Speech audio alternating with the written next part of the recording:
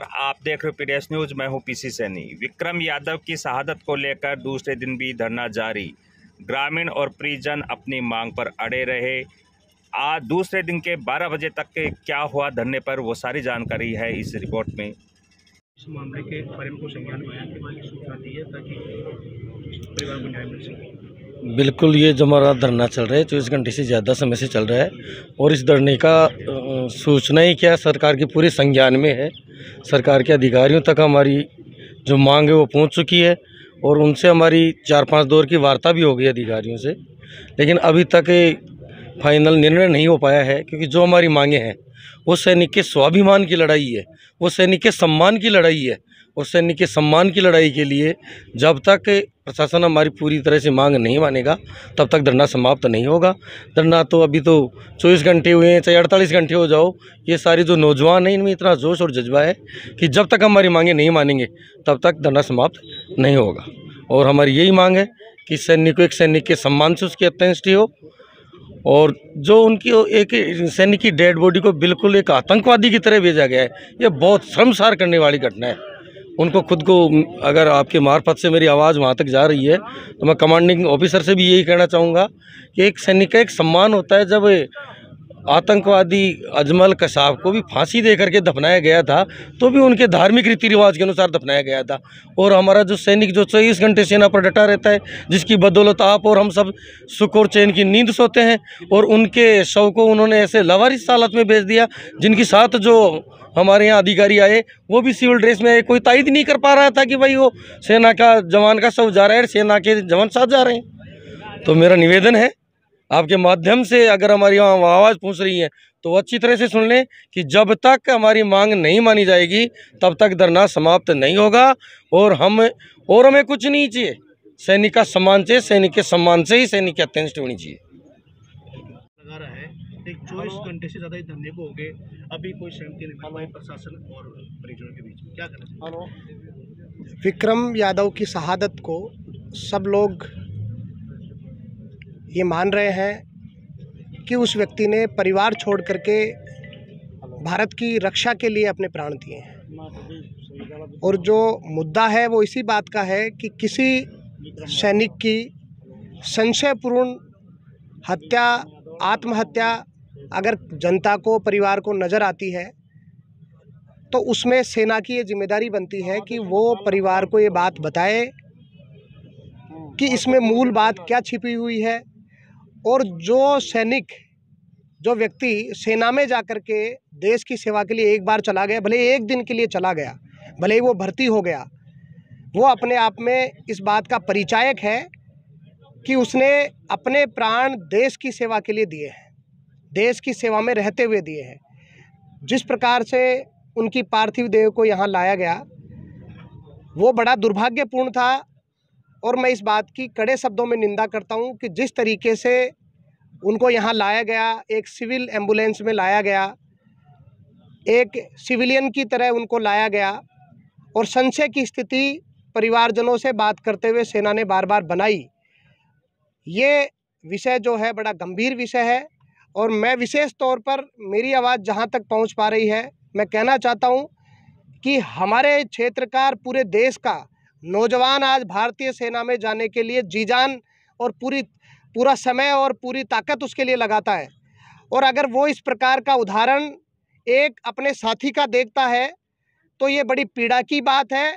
और नौजवानों में सेना के प्रति जो संदेश है वो क्या जाएगा, ये बात भी प्रशासन को, सेना को, ये बात सबको समझनी चाहिए। हमारा मानना ये है कि परिवारजन जो भी संतुष्टि के साथ में इस मामले को, जिस प्रकार से अगर प्रशासन के सहयोग से, सेना के सहयोग से निर्णय किया जाए कि परिवार संतुष्ट हो और सैनिक की एक सम्मान के साथ एक अंत्येष्टि संपन्न हो, वो बात हम सब की महत्वपूर्ण बात है, वो मुद्दा हम सब के लिए महत्वपूर्ण है। और यह 36 बिरादरी के लोग यहाँ पर आए हुए हैं और एक सैनिक के सम्मान की लड़ाई लड़ रहे हैं। मिल रहा है क्यों लगातार धरने को आज दूसरा दिन है, तो युवाओं में इस प्रकार से यदि घटना होती है, एक शहीद को दर्जा नहीं मिलता है, तो युवाओं में क्या बीतेगी? देखिए, हमारा नौजवान बहादुर भाई विक्रम यादव 2020 से सेना में सेवारत हैं। इस इलाके की एक अलग पहचान है। सेना में, पैरामिलिट्री फोर्स में जब विश्वसनीय नौजवानों की विशेष ड्यूटी लगाई जाती है तो सीकर झुंझुनू के नौजवानों की ड्यूटी, चाहे सेना भवन हो, चाहे राष्ट्रपति भवन हो, चाहे प्रधानमंत्री कार्यालय हो, चाहे विशेष सिक्योरिटी से रिलेटेड जो पोस्ट हैं वो हों, वहाँ सबसे पहले विश्वसनीय और बहादुरी के लिए हमारे सीकर, झुंझुनू, चूरू, शेखावाटी के लोगों को लगाया जाता है। और ये उन्हीं बहादुरों में से एक हमारा विक्रम भाई है। अब जहाँ तक सवाल है कि पिछले 48 घंटे से ये संशय बना हुआ है कि आखिर ये डेथ कैसे हुई। उरी में उसकी पोस्टिंग, 21st कमाऊ रेजिमेंट का नौजवान लगातार परिवार के और अपने दोस्तों के संपर्क में था। डेथ से पहले किसी भी प्रकार की कोई बात या घटनाक्रम उसने अपने परिवारजनों को या अपने मित्रों को कहीं ये जिक्र फ़ोन पे नहीं किया कि मैं परेशान हूँ। ऐसी कोई बात सामने नहीं आई है। अचानक से उसकी डेथ होना और डेथ के बाद हमारे पास जो यहाँ परिवारजन के पास या यहाँ जो सूचनाएं आई कि आप आइएगा, विक्रम अब नहीं रहा, आप उन्हें ले जाइए। सेना में सौंपने के बाद सबसे सर्वोपरि सेना हमारी सबसे आखिरी विश्वास जहाँ है, वो वहाँ से अगर ये मैसेज आए तो बड़ी उलझन और बड़ी संशय की स्थिति पैदा होती है।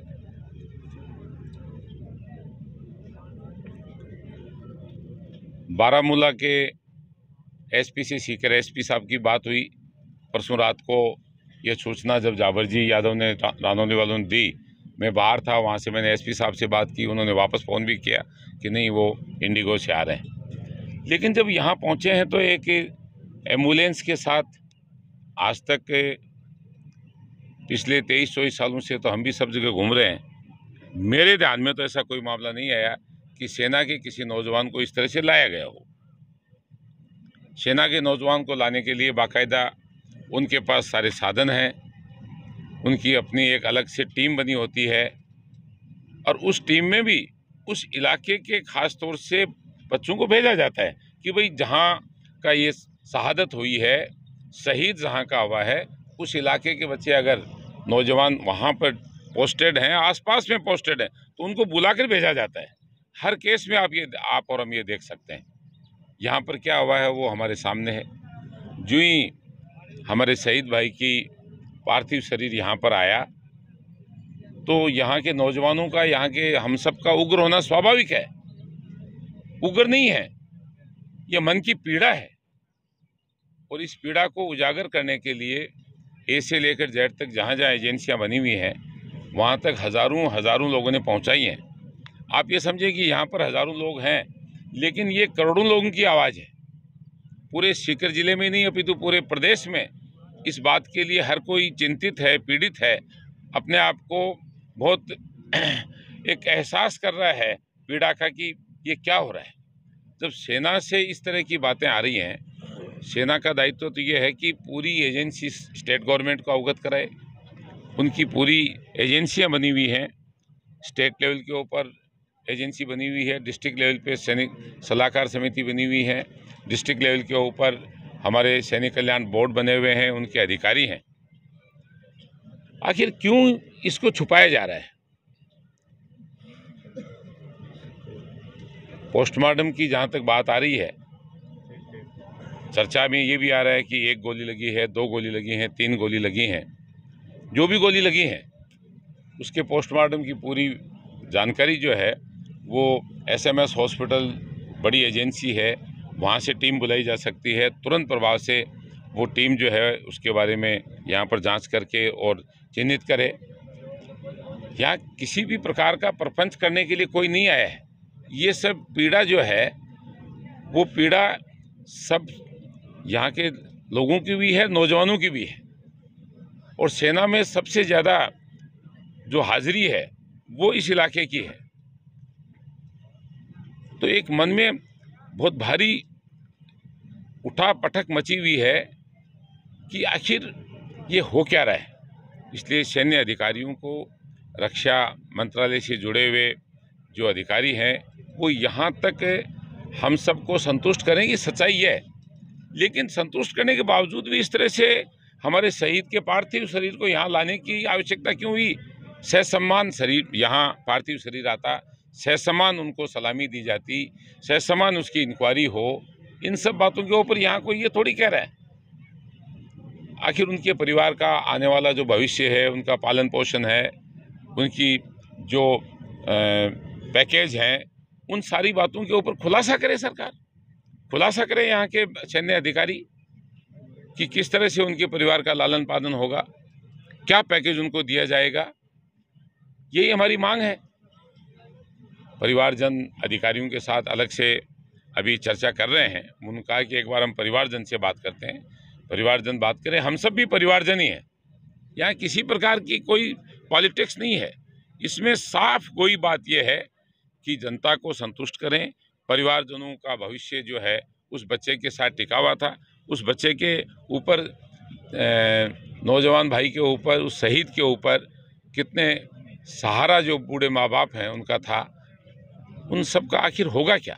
इसलिए हमारी तो सैन्य अधिकारियों से, इस भारत सरकार से यही गुजारिश है कि इस केस को पूर्णतया पारदर्शिता के साथ हमारे सामने बात रखी जाए, संतुष्टि हो, सैन्य सम्मान के साथ अंत्येष्टि हो, उसका पूरा पैकेज मिले, कोर्ट ऑफ इंक्वायरी से सच्चाई वो सामने आए।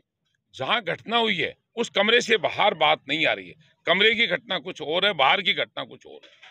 बाहर जो कुछ बताया जा रहा है, उस कमरे के अंदर जो कुछ हुआ है, अंदर जो कुछ हुआ है, वो बात सामने नहीं आई है। इसका मुझे भी संशय है, पूर्णतया संशय है। इसलिए यही हमारा निवेदन है कि भाई ऐसा करें, अन्यथा हमें कड़े कदम उठाने पड़ेंगे और हम उठाएंगे। आप कमेटी के मेंबर भी हैं। प्रशासन और एक कमेटी के बीच में किन बातों को लेकर सहमति नहीं बन पा रही है? देखिए, जो हमारा साथी नौजवान जो शहीद हुआ है, जिसकी कैजुअल्टी हुई है, ये आक्रोश सर्वप्रथम इसलिए आया कि पहले तो परिजनों को वहाँ बुलाने की बात की गई कि आप यहाँ आ जाइए, यहीं पे दाह संस्कार होगा। और फिर बाद के अंदर सब लाया भी गया तो इस तरीके से लाया गया कि एक साधारण व्यक्ति का शव भी एक सम्मान के साथ में आता है, लेकिन एक एम्बुलेंस में जिस तरह से उनका शव पटक के लाए गए, साथ में जो व्यक्ति आए हैं सेना के, वो भी सिविल ड्रेस में, कोई पहचान नहीं सकता कि एक सैनिक का शव आया है या कब तक किसका है। तो जब लोगों को पता चला, धीरे धीरे यहाँ पे लोग इकट्ठे हुए, लोगों में एक आक्रोश आया और सबसे पहले जनता ने एक मांग उठाई कि चाहे कोई भी परिस्थिति रही हो, वो कोर्ट ऑफ इंक्वायरी का पर्सन है, आगे उसमें तय होगा, लेकिन हमारे बेटे का अंतिम संस्कार सैन्य मान सम्मान के साथ में किया जाए। उस पर हमने जब चर्चा की, बात की, तो अभी तक कोई सहमति उस पर बनी नहीं है। हम ये मांग करते हैं, मीडिया के माध्यम से भी, सेना से भी मांग करते हैं और भारत सरकार से मांग करते हैं कि जो साथ में व्यक्ति आया वो अपना मुंह नहीं खोल रहा, वो कोई घटना नहीं बता रहा, वो कुछ भी नहीं बता रहा है। उनके साथ जो डॉक्यूमेंट्स आए हैं उसमें सिर्फ एक गन शॉट लिखा हुआ है, उसमें न तो ये है कि सेल्फ गन शॉट है या किसी दूसरे व्यक्ति ने कोई किया है। वो उन्होंने 3 लाइन की एक ब्रीफ बना रखी है, उसमें गन शॉट दिखाया है। हम ये मांग करते हैं कि सेना का उचित अधिकारी, सक्षम अधिकारी आकर पूरे मामले का वर्णन दे, लोगों को संतुष्ट करे, परिजनों को संतुष्ट करे और सैन्य सम्मान के साथ में उनका अंतिम संस्कार हो। अभी तक कोई इस मामले में सहमति नहीं बनी है। अभी कमेटी जो बनी हुई है और उस पर और परिजनों की अधिकारियों से बात चल रही है, यहाँ लोकल अधिकारी भी कोऑर्डिनेट कर रहे हैं चूँकि ये सेना का मामला है तो सक्षम स्तर पे कार्रवाई सभी सेना ही उस पर अंतिम निर्णय लेगी। और सभी जब तक भाई विक्रम यादव को न्याय नहीं मिल जाता तब तक हम सभी लोग यहाँ पे बैठे हैं और उनके जो उनकी पार्थिव देह है उनको सम्मान दिला के ही हम लोग यहाँ से जाएंगे। क्या धरना के अनिश्चितकालीन रूप से चलेगा? अभी जो कल से धरना चल रहा है, जो विक्रम यादव का जो देश की सर्वोच्च संस्था है सेना, उसको जो मान सम्मान देना चाहिए था वो नहीं दिया, इसके लिए लोगों में आक्रोश है और धरना चल रहा है। और ये तय बात है कि जब तक मांगे नहीं मानी जाएंगी तो धरना जारी रहेगा। और प्रशासन से जो हमारी कल से 6 दौर की बातचीत हुई, कल वार्ता विफल रही, आज प्रशासन से कुछ बिंदुओं पर हमारी सहमति बनी है और लगभग यह है कि जो आंदोलन है इसके दबाव में प्रशासन नतमस्तक है और सेना से भी अधिकारी आए हुए हैं और जो मांग है निश्चित रूप से वो पूरी होंगी और आंदोलन के दबाव में इनको करना पड़ेगा, क्योंकि ये सम्मान मिलना चाहिए एक सैनिक को। वो इसलिए जाता है अपनी पूरी जवानी देश की सेवा में देता है तो उसको कम से कम मान सम्मान, तो जब वो शहीद हो जाए तो उसको मान सम्मान तो मिले। तो निश्चित रूप से धरना जारी रहेगा जब तक मांगे नहीं मानी जाएंगी।